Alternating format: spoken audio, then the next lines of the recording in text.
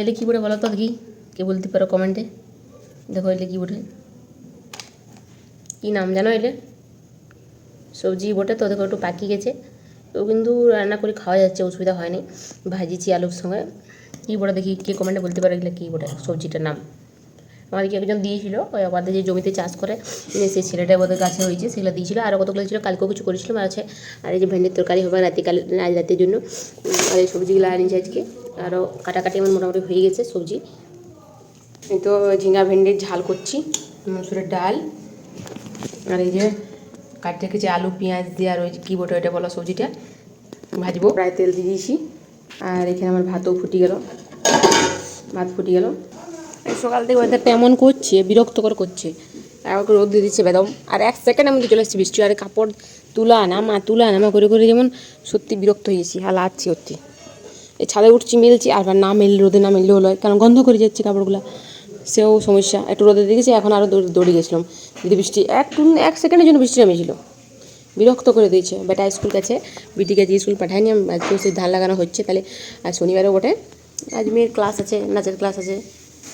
তো নাচের ক্লাস আছে আজকে 3টার থেকে, কালকে নাচের এক্সাম আছে। সেই কারণে স্যার বলেছেন যে 3টার থেকে ক্লাস হবে, যাদের এক্সাম তাদের 3টার থেকে ক্লাস হবে। তাহলে আজকে জলদি যেতে হবে একটু। তাই বললাম যে আজকে তুই পড়, ক্লাসের পরীক্ষার জন্য কোশ্চেন মুখস্থ কর, তার জন্য স্কুল যেতে হবে না। আর ওর বাবাও থাকছে না, সেই কারণে আর বিশেষ করে বললাম, কারণ আনি ব্যাপারটা থাকে, ওর একটু জলদি ছুটি হয় আর ছেলের একটু 2-5 মিনিট বাদে ছুটি হয়। সেই কারণে আর ওকে পাঠালাম না। উপরে আছে এই যে আমার পেঁয়াজ রসুন সব ভাজা হয়ে গেছে, এবার এটা দিয়ে দেবো, আমি চলতে দেবো।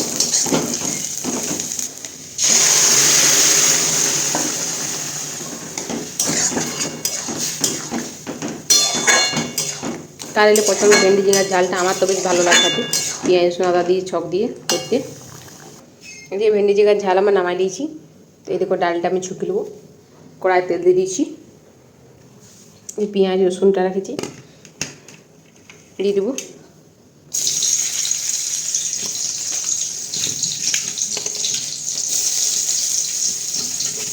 তো সবাইকে আমি একটা কথা বলতে চাই, সকল ফেসবুক বন্ধুদের, পরিবারের যত লোক আছো সবাইকে বলতে চাইছি, সবাই যেভাবে আমাকে সাপোর্ট করতে, একটু সবাই মিলে সাপোর্ট করো।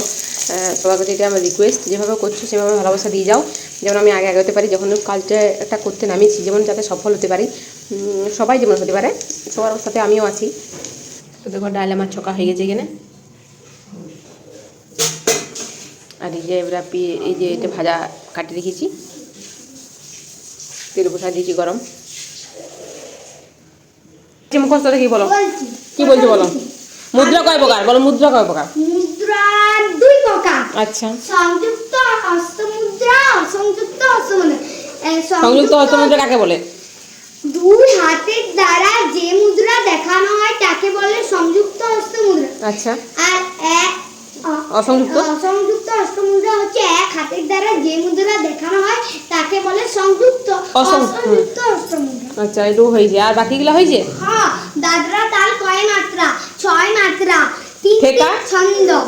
আচ্ছা, ঠেকা হচ্ছে ধা ধিন ধিন ধা, না ধিন ধিন ধা। ত্রিতাল কয় মাত্রা? ত্রিতাল কয় মাত্রা? 16 মাত্রা। 16 মাত্রা। এক খালি, এক খালি। ঠিক আছে, এবার আমি ইয়াটা বলি। ধা ধিন ধিন ধা, না ধিন ধিন না, না তিন তিন না, ধা তিন তে তে ধা ধিন ধিন না ধা। একটু ভুল হয়ে গেছে। দেখো তুমি, তোমার জন্য কলা পাতা আনতে গেছিলাম। কলা পাতা আমার জন্য আনতে গেছিলে? দিয়ে শসা কাটলে নিজে কাটিছ? বা লবণ দিয়ে খাতে বুঝি, নিজে খাতে বুঝি বুঝলাই? তোমার জন্য আনছি। বা দারুণ করেছো তো, খুব সুন্দর করেছো, দারুণ। দেখি খাই কেমন লাগে, টেস্টি টেস্টি টেস্টি। নুন মাখাই ভালো করে, বেশি নুন লিখবো না।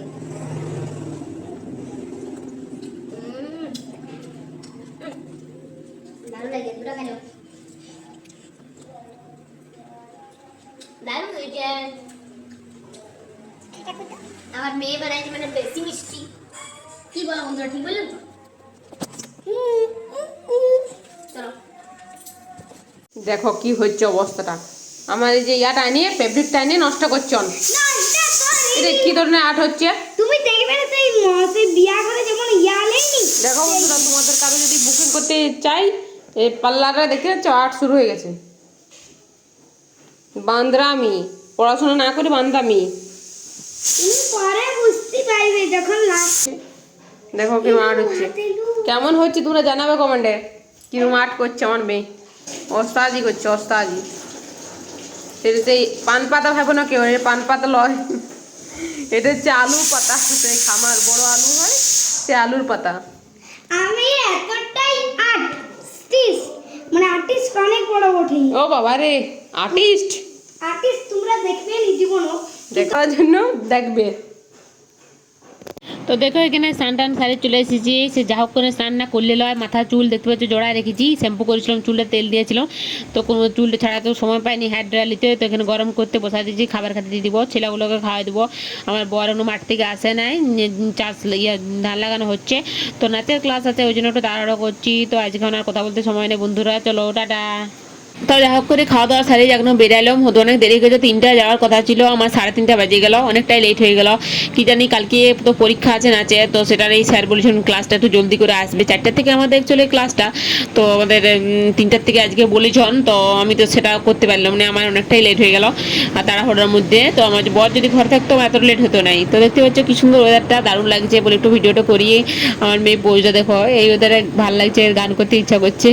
এই পথ যদি না শেষ হয় তবে কেমন হতো তুমি বলো তো। শেষ তো হবেই, একটা দিন না একদিন শেষ তো হবেই। নাচের ক্লাসে এসে পৌঁছে গেছি, পথ শেষ করতে না শেষ করলে হবে। নাচের ক্লাসে দেখবেন স্যার এখানে ক্লাস করাচ্ছেন, তাল মুদ্রাগুলো সব কিছু দেখাচ্ছেন আর ধরাচ্ছেন ও কোশ্চেনগুলো। তো কালকে পরীক্ষা আছে, তো বলছি তোরা কীভাবে কী করবি, তোদের কিছুই তো কোশ্চেন হয়নি, পড়াশোনা করলে তো হবে। পড়াশোনা শুধু শুধু পড়াশোনা করে, নাচের সঙ্গে যখন যুক্ত আছে নাচেরও নিয়েও কিছু পড়াশোনা করতে হবে, সবাই তো পড়াশোনা, সব জিনিসের শিক্ষা। তো ভালো করে ওরা করে নেই, কেউ কেউ ভালো উত্তর দিচ্ছে, সবাই দিতে পারছিল না, তো পড়াশোনা করেনি। আমার মেয়ে তো ঘরে যেগুলো পাচ্ছিল সেগুলো ওখানে পাচ্ছিল না, মানে টেনশনে ভয়ে চুপচাপ, মানে একটু লাজুকটাই, ঘরে ফড়ফড় করলে কি হবে, বাইরে কিছু নাই। তো দেখতে হচ্ছে ক্লাস স্যার লিখছেন এখানে, আমি একটু ক্লিপ নিলাম ছোটো করে। তো কালকে সকাল 10টার থেকে এক্সামটা আছে, তো কালকে প্রচণ্ড সকাল থেকে চাপ হবে, এখানে সবাই এসেছে, অনেকজনই স্টুডেন্ট স্যারে আছে, তো এইখানেই হবে পরীক্ষাটা, ওইখানেই হবে। আমার মেয়ে এখানে যে নাচটা করছে দেখতে পাচ্ছ, ওই যে খরবাই বয় বেগে, তো রবীন্দ্র নৃত্য, এই নাচটাই প্রোগ্রামে বলতে পারে, পরীক্ষাতে এটাই দেখা যাবে। স্যার বলছেন এক একটা নাচ নিজেরা চুজ করবে রবীন্দ্র নৃত্য, তো বলছেন এই তাল এই পর্যায়ের নাচটা, তো এটাই চয়েস করছে খরবাই ওটা। তো সেইটাই স্যার বললেন যারা যারা যে নাচে মানে পরীক্ষা দিবে সেই নাচগুলো করে নাও, মানে এখানে একটু খেলাধুলা করে নিচ্ছে। আমরা একটু খেললে ওখানে তো বাইরে যে রোড রাস্তা, এখানে বেরোতে ভয় লাগে বার করতে, সেটা দেখে তো এখানে একটু খেলাধুলা করে নিচ্ছে ওরা। আমরা খেলে গিয়েও প্রচণ্ড গরম, বৃষ্টি হলেও খুব গরম রেখেছে। তো এখানে বাড়ির সামনে চলে এসেছি, আমার বড়োর সঙ্গে তখন আর ক্লিপ নিইনি, এখানে সামনে দুয়ারে ফুচকা পাই গেলাম, ফুচকা নিয়ে নিলাম। তো অনেকদিন এই ফুচকাটা খাওয়া হয় না, আর রাস্তায় আসার সময় রাস্তাতে সবজি পাওয়া যায় না, কারণ আমাদের যখন ছুটি হয়ে যায় তখন রাস্তাতে ওই আদা ফুচকা নিয়ে আসন নেই, তাই অনেকটাই আগে পাচ্ছিলাম, কদিন ভালোই পাচ্ছিলাম, তো এখানে পাইনি, তো এখানে ঘরে দুয়ারে আস্তে আস্তে পাই গেছি। তো নিয়ে নিলাম ফুচকা, বেশ ভালো। আমার মেয়েরা বলছে চাটনি দাও, এই তেঁতুল চাটনি দাও, তেঁতুল চাটনি সস সবই চাই, ওরা ফুচকা চাটনিটা নিতেই হবে, ওটা মাস্ট। ঘরে যদি জ্যাম থাকেও তাও কিন্তু ওইটা নিতেই হবে, ওইটা আসলে ভালো লাগে বেশ। দেখো একদম রোড সাইডে দাঁড়িয়ে আছি, ঘরের দুয়ারে একদম, সেটা বুঝতে পারছো যে চাটনি লিয়া হয়ে গেছে। আমার মেয়ে এখানে ওই যে সসটা লিখছে, ওই যে আমি সসটা লিখবো, তুমি চাটনি লাও, হাতে ধরবে।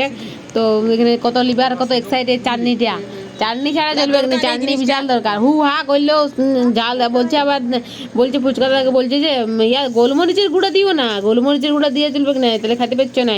তো এখান থেকে ফুচকা নিয়ে আমরা ঘরে ঢুকে গেছি, এই যে সস নিয়ে চলে এসেছি, তো রাখি দিয়েছি ঢাকা নিয়ে, ও বললো এখন খাবো নেই, একটা কি দুটো হাতে বাজে খোলা আছে প্যাকেটটা, একটা দুটো নিয়ে গেলাম। আমি এখানে চা দুধ গরম করতে বসা দিয়েছি, চা বসা দিয়েছি, চলো টাটা।